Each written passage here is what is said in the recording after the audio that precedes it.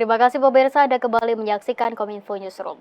Pemirsa, Menteri Pertanian Andi Amran Sulaiman menekankan 3 langkah strategis yang harus diakselerasi untuk mengantisipasi krisis pangan global, yakni pemasangan pompanisasi sistem pertanian yang baik, penanaman padi gogo atau padi yang ditanam tanah kering, dan optimalisasi lahan rawa. Hal tersebut disampaikan Mentan dalam acara Musyawarah Perencanaan Pembangunan Pertanian Nasional 2024 untuk Perencanaan Pembangunan 2025.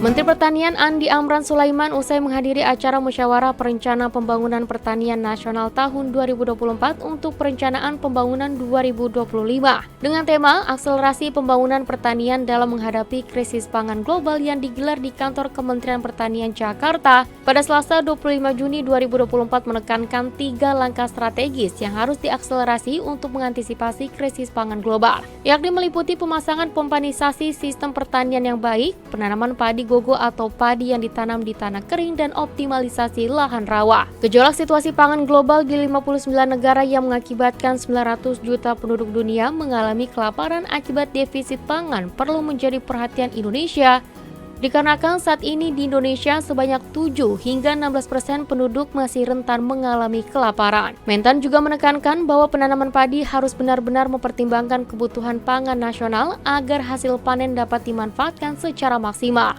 Dengan adanya kegiatan Musyawarah Perencanaan Pembangunan Pertanian Nasional tahun 2024 untuk Perencanaan Pembangunan 2025 ini, diharapkan dapat memperkuat komitmen pemerintah pusat dan daerah dalam menghadapi krisis pangan dan global serta perubahan iklim. Kami titip 3.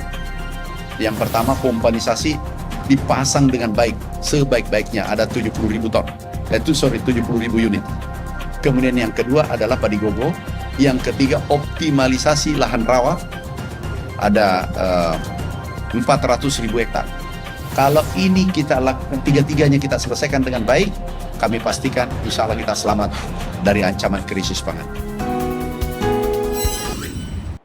Pemirsa, Badan Nasional Penanggulangan Bencana meminta pemerintah daerah untuk mewaspadai terjadinya bencana akibat fenomena La Nina sepanjang Juli 2024. Kepala Pusat Data Informasi dan Komunikasi Kebencanaan BNPB Abdul Muhari mengatakan fenomena La Nina tersebut berpotensi meningkatkan risiko bencana yang terjadi di 13 daerah di Indonesia.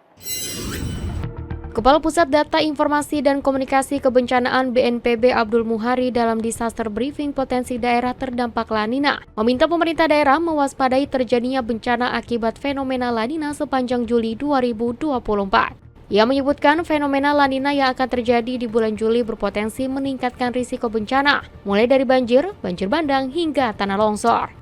BNPB memprediksi terdapat 13 daerah yang akan terdampak La Nina, diantaranya Sumatera Utara, Kalimantan Barat, Kalimantan Utara, Kalimantan Selatan, Sulawesi Selatan, Sulawesi Tengah, Sulawesi Utara, Maluku Utara, Maluku, Papua Barat Daya, Papua Barat, Papua Tengah, hingga Papua Pegunungan. Perakiraan daerah potensi banjir kategori tinggi untuk dasarian 3 Juni. Dasarian 3 Juni ini dari 21 sampai 30. 10 hari terakhir. Kalau dasarian 1 itu 1 sampai 10, dasarian 2 itu 11 sampai 20, dasarian 3 itu 21 sampai 30 gitu. Yang kategori tinggi ada rata-rata di Papua, Maibrat, Sorong Selatan, Nabire. Jadi rata-rata di Papua kita harapkan dengan informasi ini pemerintah daerah bisa meningkatkan kesiapsiagaannya. Adapun fenomena La Nina sendiri merupakan kebalikan dari fenomena El Nino yang terjadi di Samudra Pasifik. Fenomena ini mengakibatkan suhu permukaan laut di bagian tengah dan timur Samudra Pasifik menjadi lebih dingin dari biasanya. La Nina dapat mengubah pola cuaca dengan cara yang berlawanan dengan El Nino, salah satunya meningkatkan curah hujan di sejumlah daerah. Sebagai upaya mitigasi, BNPB mengimbau kepada daerah lainnya untuk tetap waspada karena tingginya intensitas curah hujan yang terjadi di beberapa wilayah di Indonesia. Kita beralih ke informasi lainnya pemirsa. Wakil Presiden Maruf Amin memberikan tanggapan atas isu kepadatan tenda jemaah haji Indonesia di Mina, Arab Saudi. Wapres mengungkapkan pemerintah akan melakukan evaluasi dan upaya koordinasi bersama pemerintah Arab Saudi untuk mendapatkan area pemondokan yang lebih luas di tahun mendatang. Wakil Presiden Republik Indonesia Ki Haji Ma'ruf Amin menanggapi isu kepadatan tenda jemaah haji di Mina, Arab Saudi. Menurut Wapres, wilayah Mina memiliki luas yang terbatas sehingga apabila kuota jemaah haji Indonesia bertambah, akan mengakibatkan kepadatan yang memungkinkan jemaah haji saling berdesakan. Kedepannya, Wakil Presiden akan melakukan pembenahan infrastruktur dan sarana prasarana untuk mengantisipasi terjadinya kepadatan jemaah haji Indonesia di tahun mendatang. Upaya yang dilakukan oleh pemerintah Indonesia adalah salah satunya melakukan komunikasi intensif dengan Arab Saudi agar mendorong untuk mendapatkan area pemondokan yang lebih luas dikarenakan jamaah haji Indonesia terus bertambah setiap tahunnya. Memang harus ada upaya-upaya dari pemerintah Saudi sendiri untuk membuat supaya Mina ini bisa menampung jamaah yang banyak itu. Pemirsa, sebanyak 76 dari 153.000 pelajar terbaik di Indonesia terpilih menjadi pasukan pengibar bendera pusaka. Calon paskibraka tersebut akan bertugas dalam upacara HUT ke-79 RI pada 17 Agustus 2024 di Ibu Kota Nusantara, Kalimantan Timur.